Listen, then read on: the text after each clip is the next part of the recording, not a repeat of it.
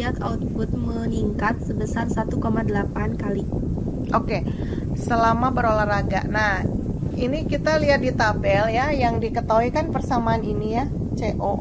CO itu adalah cardiac output ya. Kita ngomongin jantung, denyut jantung gitu ya. Nah, ini berarti yang diketahui di sini konsumsi oksigen adalah volume oksigen atau yang dikonsumsi. Berarti ini Q ya, ini Q, kemudian perbedaan A min V, selisih kandungan, berarti yang ini A min V. Oke. Kemudian denyut jantung itu berarti apa? Denyut jantungnya dikatakan apa? H ya? H ya, H mana? Oh ya, denyut jantung ini nanti ke ini apalah, nanti di sini ada soal denyut jantung, kita tulis ini H ya. Oke. Kemudian kita cari selama berolahraga CO meningkat sebesar 1,8 kali. Berarti di sini ada yang ketika istirahat sama selama berolahraga. Untuk ketika istirahat berarti CO-nya kita hitung sama dengan Q-nya berapa? 250 dibagi A min V berarti berapa? 50 ya. Oke. 250 bagi 50 berapa? 5. Iya, 5 ya. Oke, berarti CO yang istirahat 5. Kita cari yang selama berolahraga, CO-nya sama dengan Q-nya 1750. 1750 dibagi A min V-nya 194,4. Ya, ini kan kalau 10. Ini tadi teh ngitung ya, ada 9. Nah, ini 9. ya, 9 betul, 9 pas ya. Oke. Jadi 5 ke 9 itu berapa kalinya? Nah, kalau tadi dibilang bahwa selama berolahraga CO cardiac output meningkat sebesar 1,8 kali. Bener nggak? Kalau dari 5 ke 9, 1,8 kali 5 berapa? Berapa ini? 0,49 ya? Ya. Oke, berarti 1,8 kali. Benar. Ya, berarti benar. Oke. Yang B, Rindi? Volume darah yang dipompa oleh jantung setiap kali berkontraksi berkurang sebesar 0,875 kali selama berolahraga. Jadi kita lihat bahwa volume di sini ada rumus apa ini? CO sama dengan H kali S SP. SPT berarti yang struk volume ya, volume darah ya, volume darah. Berarti CO di sini ada rumus CO-nya kecil ya. Ya, CO sama dengan H-nya itu ini denyut jantung, H dikalikan SV. SV itu struk volume darah yang dipompa oleh jantung, itu kita sebut sebagai struk volume, stroke ya, struk volume atau SV. SV gitu ya, SV ya. Oke. Berarti kita cari berarti SV-nya sama dengan, ini rumus kayak gini gimana nih? SV sama dengan CO dibagi H. Gitu kan? Ya. Iya. CO dibagi H. Berarti kita lihat kalau untuk CO yang pertama ya, SV yang pertama yang istirahat itu CO-nya berapa ini? 5. Oke, hanya berapa? 70. Ya, 70. Berarti berapa itu? 5 per 70. 0,071. Oke, 0,071. Kalau yang olahraga SP2 yang olahraga sama dengan 9 per 126. Oke, sama dengan 0,071. iya, sama ya, 0,071. Oke. Berarti yang B kata Rindi tadi, volume darah yang dipompa oleh jantung setiap kali berkontraksi berkurang sebesar 0,875 kali selama berolahraga. Benar apa salah? Salah, Bu. Iya, karena harusnya apa? Ini 0,071. sama. Iya, 0,071 tuh sama dengan 0,071, berarti harusnya sama ya, bukan berkurang. Iya, jadi salah. Oke. Yang C, Asila? Faktor yang menyebabkan perubahan CO selama berolahraga adalah dan Oke. Faktor yang menyebabkan selama berolahraga. Nah, ini bentar. Ini kan tadi rumusnya gini ya. SP-nya sama ya, ya kan? Berarti yang berbeda, kenapa CO-nya bisa berbeda? Karena apa? Ini kan SP udah sama. Berarti yang berbeda apa ini? Apa ini? H. H itu apa? denyut. Iya, denyut jantung saja. Jadi benar apa salah? Benar. Benar. Ya, karena SP-nya sama, ya kan? Tadi dihitung berarti benar. Oke. Yang D, oke, Danu? Akibat peningkatan CO selama berolahraga, setiap jaringan menerima suplai darah dalam jumlah yang meningkat. Oke. Akibat peningkatan CO selama berolahraga, setiap jaringan, ya kalau kadang-kadang kata-kata setiap, semua gitu, biasanya apa jawabannya? Salah, Bu. Salah ya. Biasanya salah ya, karena tidak semua jaringan ya. Kalau olahraga biasanya jaringan apa yang dipakai? Jaringan otot. Pinter Otot. ya. Yang dipakai adalah jaringan otot. Jadi yang membutuhkan oksigen lebih banyak itu adalah jaringan otot ya, membutuhkan ATP, energi gitu ya. Oke, berarti jawabannya salah. A. Mamalia dengan urin yang lebih pekat dari Mamalia dengan urin yang lebih pekat memiliki kepadatan mitokondria di segmen menurun lobe of Henle yang lebih tinggi daripada mamalia dengan urin yang lebih encer. Oke, ini kelas 11 kita ngomongin tentang sistem ekskresi. Salah satunya adalah ginjal yang mengeluarkan urin ya. Jadi kalau pas yang kemarin kita ngomongin tentang proses pada ginjal ya, filtrasi, reabsorpsi, sama augmentasi ya. Mudah-mudahan masih inget ya. Saya bahas apa enggak, saya lupa jadi. Ya, yang jelas itu favorit banget ginjal itu. Nah, bentuknya si ginjal itu ya, gimana ya gambarnya? Jadi si ginjal ini kan yang bentuk ini yang proksimalnya, terus kemudian dia akan menurun kayak gini. Nah, ini yang kita sebut dengan loop of Henle, itu lengkung Henle ya, lengkung Henle. Nah, ini jadi tebal lagi. Nah, ya ini gambar jelek sih ya ini ya. Jadi logikanya gini ya. Kalau pada segmen lengkung Henle, nah lengkung Henle tuh yang ini ya, yang kayak huruf U ini, lengkung ini. Nah, ini ada segmen untuk menurun ya. Segmen menurun atau descendant ya. Nah, ini digambarkan dia itu tipis kulitnya ya, ini tipis ya. Kalau tipis kulitnya ya, tipis kulitnya berarti untuk penyerapannya dia mudah ya.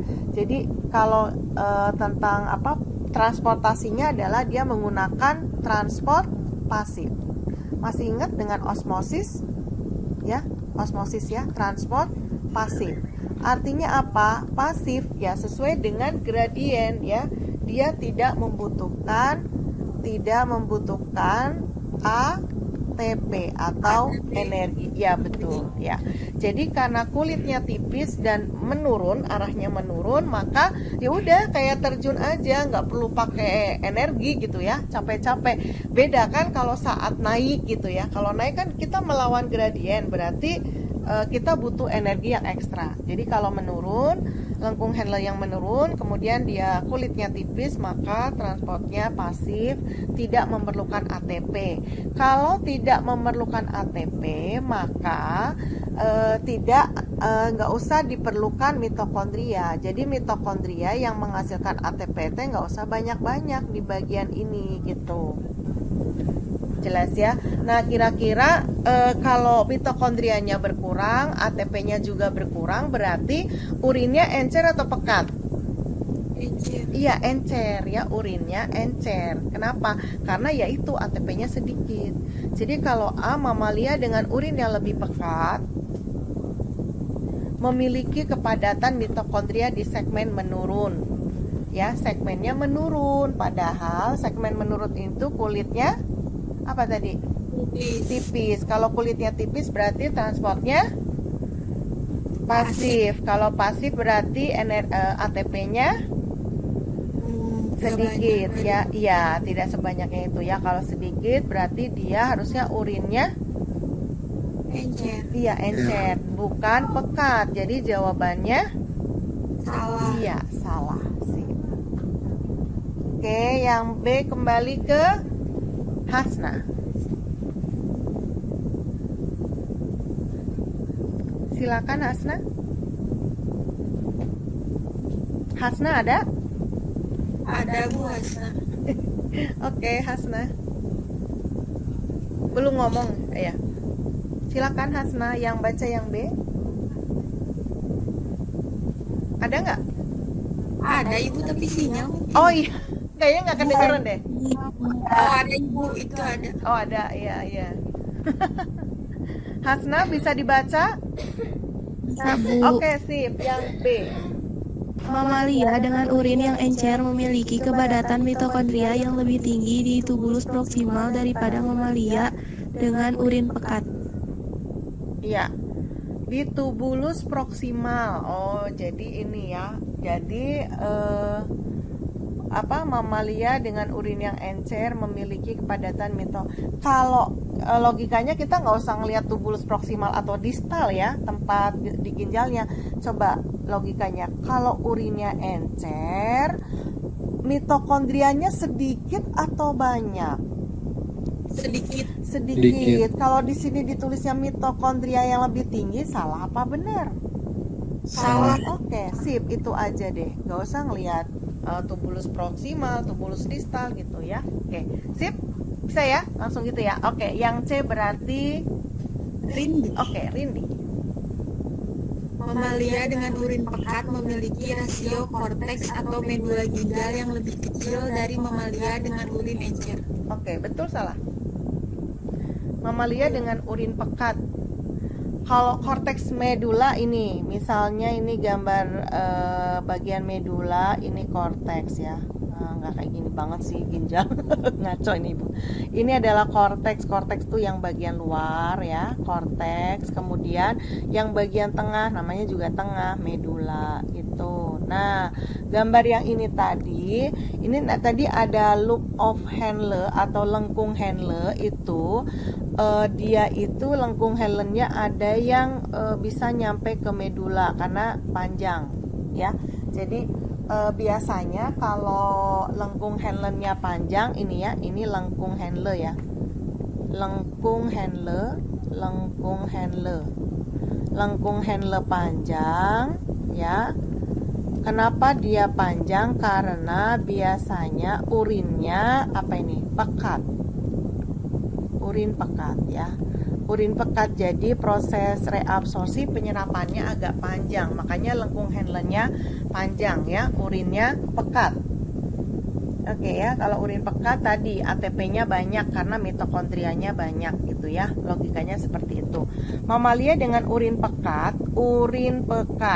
Berarti ini yang lengkung Henle-nya panjang.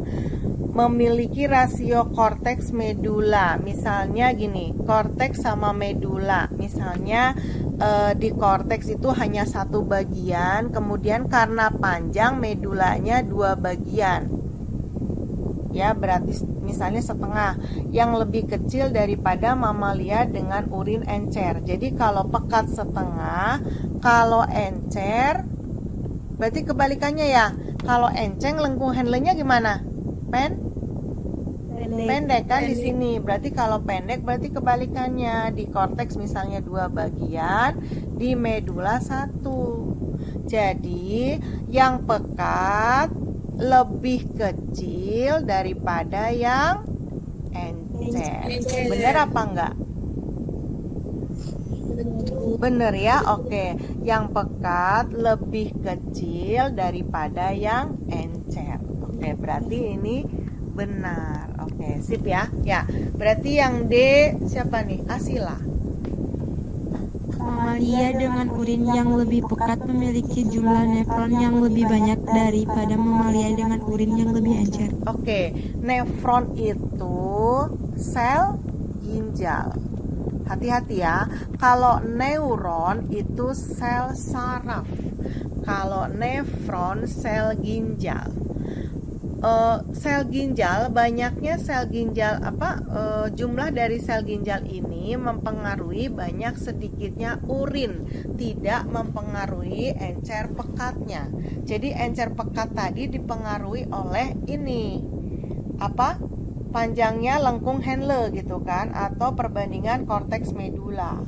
Jadi kalau nefron atau sel ginjal ini mempengaruhi banyak sedikit urin, ya, banyak sedikit urin. Jadi yang D benar apa salah? Salah. Kenapa disebut oleh tubulus seminiferus? Karena terjadinya apa ini? Tubulus seminiferus spermatogenesis. Apa itu spermatogenesis? Proses pembentukan dan perkembangan sperma. Jadi tempat bikin spermanya itu namanya testis di bagian tubulus seminiferus. Kalau waktu SMP ngomongin reproduksi manusia tidak mendetail ya, karena lebih ke hewan. Itu sperma dibentuknya di mana? Testis. Nah, kalau udah SMA, testisnya bagian apa? Tubulus seminiferus. Ya, oke. Coba tadi Danu coba langsung ke A deh. A. Jika dilakukan perhitungan jumlah sperma dan kadar testosteron di dalam darah, maka tikus yang mengkonsumsi banyak lemak memiliki jumlah sperma yang lebih tinggi dan testosteron yang lebih rendah dari kontrol. Oke, sebenarnya yang A ini tidak perlu kita lihat tabel karena ini sudah hafalan ya. Jadi kalau yang kelas 11 sudah bicara tentang hormon. Ya, hormon. Nah, kalau di hipotalamus adalah kelenjar yang ada di otak itu, dia menghasilkan 9 hormon, makanya disebut sebagai raja hormon. Salah duanya di hipotalamus itu dihasilkan adalah ini, FSH dan LH. Ya, FSH ya itu kelenjar hormon ya, follicle stimulating hormone. Oke. Ya, saya singkat.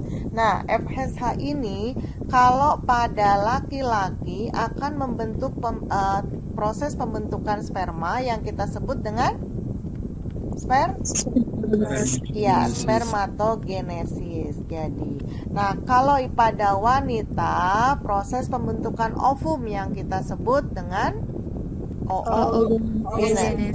pintar ya, oogenesis. Jelas.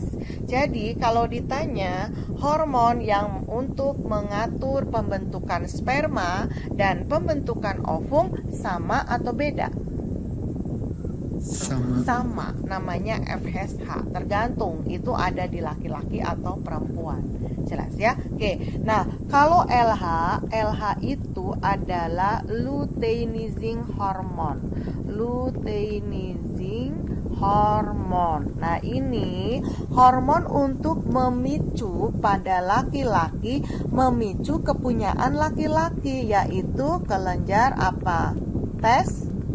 Testis. Testis, betul. Nah, kelenjar testis itu akan menghasilkan hormon apa? Testosteron. Yang tadi dibilang ya. Jadi, kelenjar testis akan menghasilkan hormon testosteron. Ya, oke. Ini fungsinya apa? Ciri kelamin sekunder pada laki-laki. Contoh ciri kelamin sekunder pada laki-laki, tumbuhnya rambut, tumbuhnya jakun, ada mimpi basah, itu adalah testosteron. Nah, sekarang LH kalau pada wanita itu akan memicu kelenjar ovarium punya cewek. Kelenjar ovarium itu akan menghasilkan dua hormon, yaitu hormon estrogen, pinter, hormon progesteron. Bedanya apa? Kalau estrogen itu sama seperti testosteron, ciri kelamin sekunder. Munculnya tumbuhnya payudara, suaranya melengking, lemah gemulai, itu adalah ciri kelamin sekunder. Itu ya. Jelas ya? Oke. Kalau progesteron digunakan pada saat wanita itu hamil. Ya, hamil. Nah, ini teorinya sebenarnya. Jadi kalau yang A tadi itu kalau secara teori kita nggak usah lihat tabel gitu kan. Jika dilakukan penghitungan sperma dan kadar testosteron di dalam darah, maka tikus yang mengkonsumsi banyak lemak memiliki jumlah sperma yang lebih tinggi, tetapi testosteronnya rendah. Nyambung nggak? Enggak. Harusnya kalau harusnya sama-sama tinggi. Kalau testosteronnya tinggi, maka spermanya juga tinggi ya.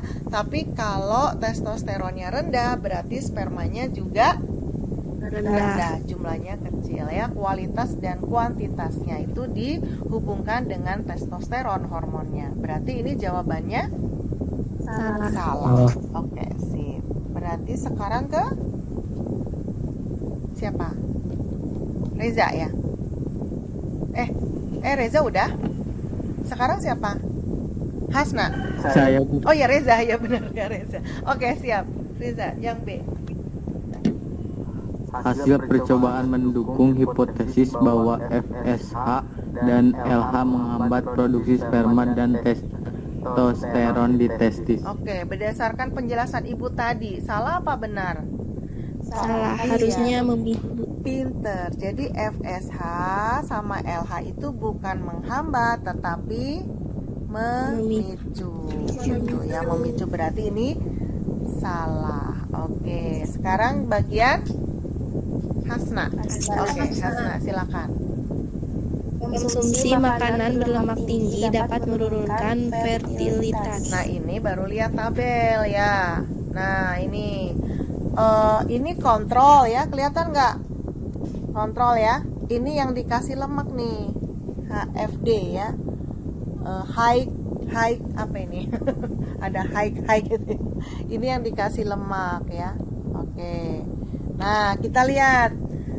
Ini kita lihat ini nih. Nah, ini adalah bagian apa sih? Tubulus seminiferus ya. Di sini. Ini sama ini nih. Jangan pakai merah ya. Oke. Nah, ini sama ini ya. Kelihatan bahwa di sini ada kayak lubang putih gitu kan? Kelihatan nggak?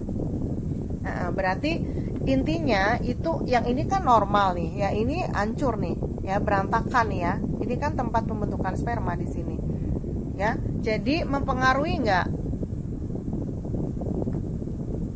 Konsumsi makanan berlemak tinggi dapat menurunkan, benar?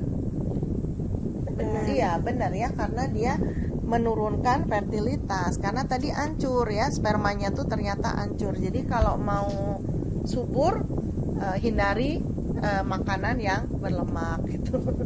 Ya, oke, sip. Yang D berarti Rindi ya.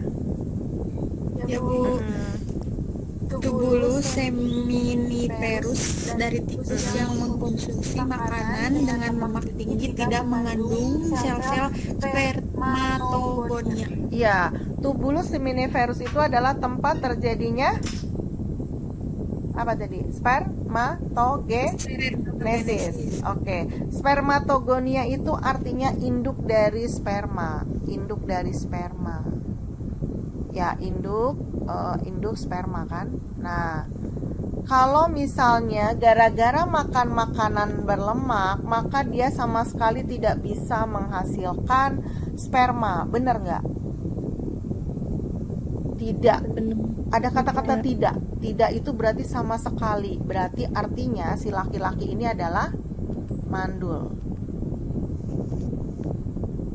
Harusnya kan yang benar apa? Ini kan menurunkan fertilitas. Jadi kalau menurunkan fertilitas misalnya 1 kali ejakulasi mengeluarkan sperma, itu seorang laki-laki itu jumlahnya harus 250 juta sperma. Sekali ngeluarin sperma 250 juta sperma. Karena laki-laki tersebut banyak makanan berlemak tinggi, maka ternyata jumlahnya cuma 100 juta.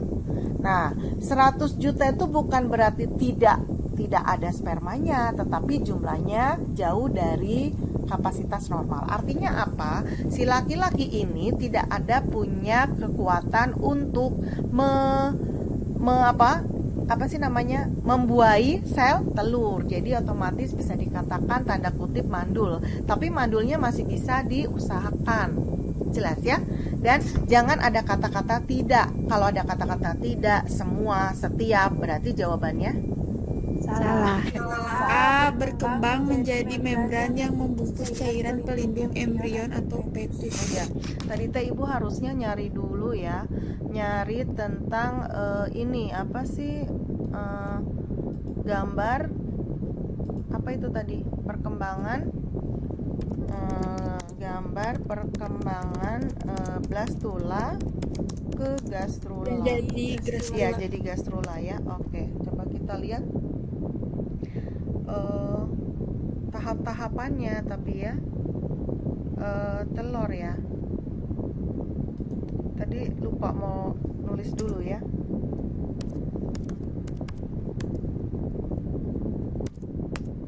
Telur.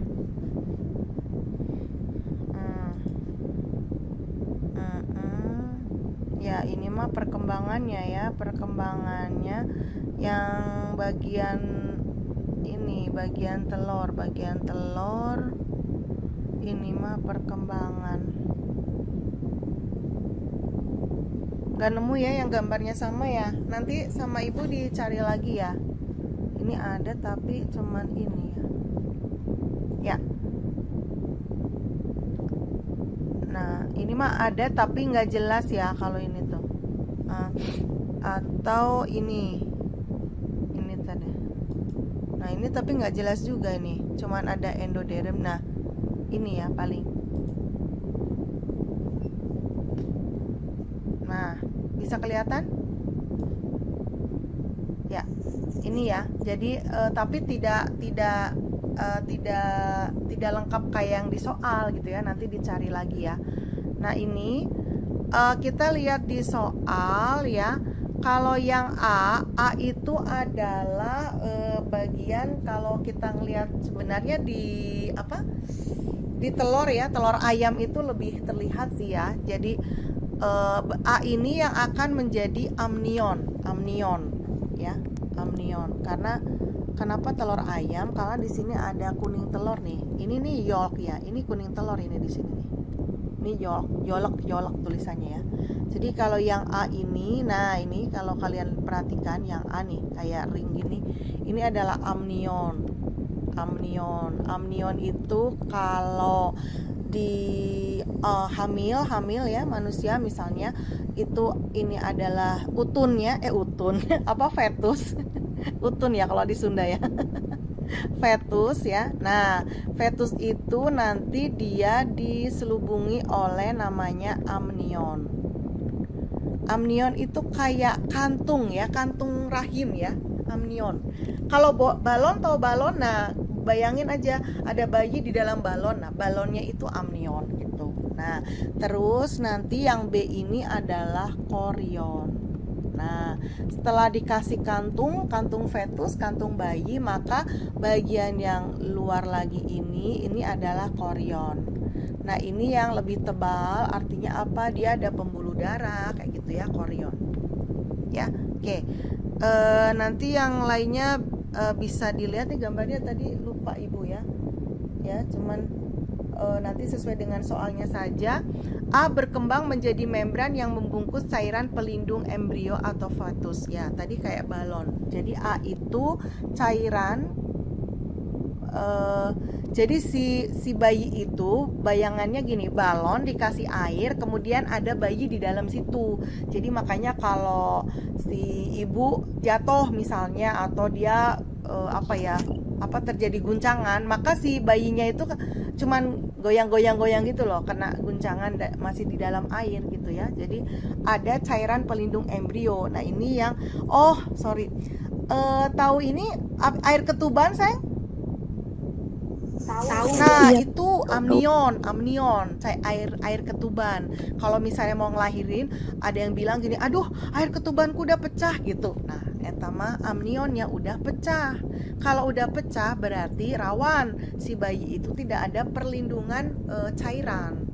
Ya nanti kalau ada apa-apa bisa kebentur, bisa meninggal di dalam gitu ya. Jadi kalau air ketuban udah pecah, cepat-cepat harus dilahirkan gitu ya.